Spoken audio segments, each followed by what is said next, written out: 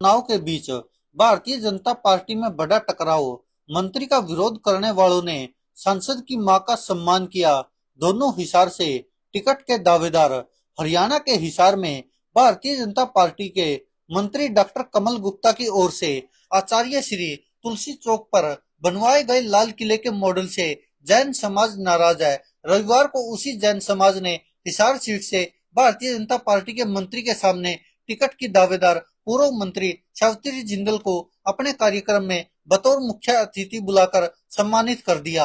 जी हां दोस्तों, राजनीतिक जानकार इस घटना से कयास लगा रहे कि इससे जैन समाज की नाराजगी झेल रहे डॉक्टर कमल गुप्ता का टिकट भी कट सकता है। इसी के दम पर भाजपा नेता सावित्री जिंदल हिसार सीट से अपनी मजबूत दावेदारी पेश कर सकती है। दोनों नेता हिसार विधानसभा सीट से मजबूत कैंडिडेट माने जा रहे हैं। हालांकि चर्चा यह है कि इस चुनाव में भाजपा कमल गुप्ता का टिकट काटकर सावित्री जिंदल को उम्मीदवार बना सकती है।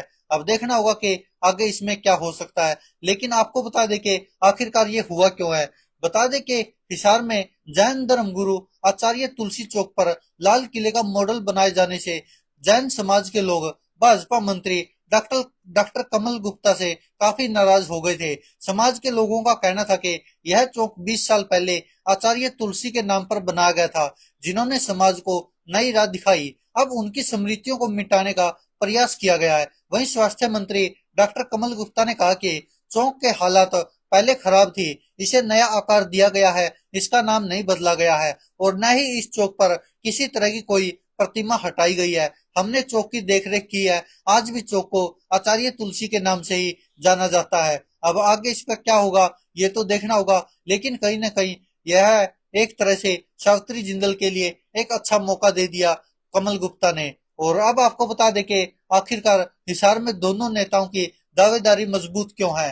कमल गुप्ता लगातार 2 चुनाव जीते हैं और सावित्री जिंदल को भी कमल गुप्ता हरा चुके हैं।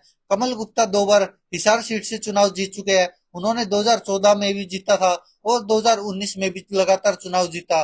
खास बात यह है कि 2014 में तो कमल गुप्ता ने सावित्री जिंदल, जो कि उस समय कांग्रेस की टिकट पर चुनाव लड़ रही थी, उनको हराया था। और कमल गुप्ता सरकार में मंत्री है और सावित्री जिंदल को भी हरा चुके हैं, इसलिए वह मजबूत दावेदारी पेश कर रहे हैं। अब सावित्री जिंदल की बात करें तो हिसार से 2 बार वह भी चुनाव जीत चुकी है और मंत्री भी रही है। हिसार सीट पर सावित्री जिंदल का भी रसूख अच्छा है। वह 2 बार हिसार से चुनाव जीतकर विधायक बन चुकी है। पहला चुनाव तो उन्होंने 2005 में जीता था, तब उपचुनाव जीतकर वह भूपेंद्र हुड्डा की अगुवाई वाली हरियाणा सरकार में शामिल हुई थी। फिर 2009 में हुए विधानसभा चुनाव में भी उन्होंने जीत हासिल की थी। 2013 में भूपेंद्र सिंह हुड्डा की सरकार में उन्हें राज्य मंत्री भी बनाया गया था। तो इसीलिए यह दोनों ही मजबूत कैंडिडेट है। अब देखना होगा कि आगे क्या होता है। लेकिन जिस तरह से दोनों ही सावित्री जिंदल और कमल गुप्ता दोनों लगातार एक दूसरे के विरोधी बने हुए हैं, एक दूसरे को कार्यक्रमों में नहीं बुलाते और यही कारण है कि कमल गुप्ता और सावित्री जिंदल के बीच यह कड़ा मुकाबला होगा कि आखिरकार भारतीय जनता पार्टी हिसार विधानसभा की सीट किसको देगी। दावेदारी कमल गुप्ता भी ठोकेंगे और दावेदारी सावित्री जिंदल भी ठोकेंगी। अब देखना होगा कि इसमें आगे क्या होता है। लेकिन कहीं ना कहीं जैन समाज ने सावित्री जिंदल को सम्मानित करके कमल गुप्ता की मुश्किलें जरूर बढ़ा दी है। दोस्तों, आप क्या कहते हैं इस पर अपनी राय कमेंट बॉक्स में जरूर दीजिएगा।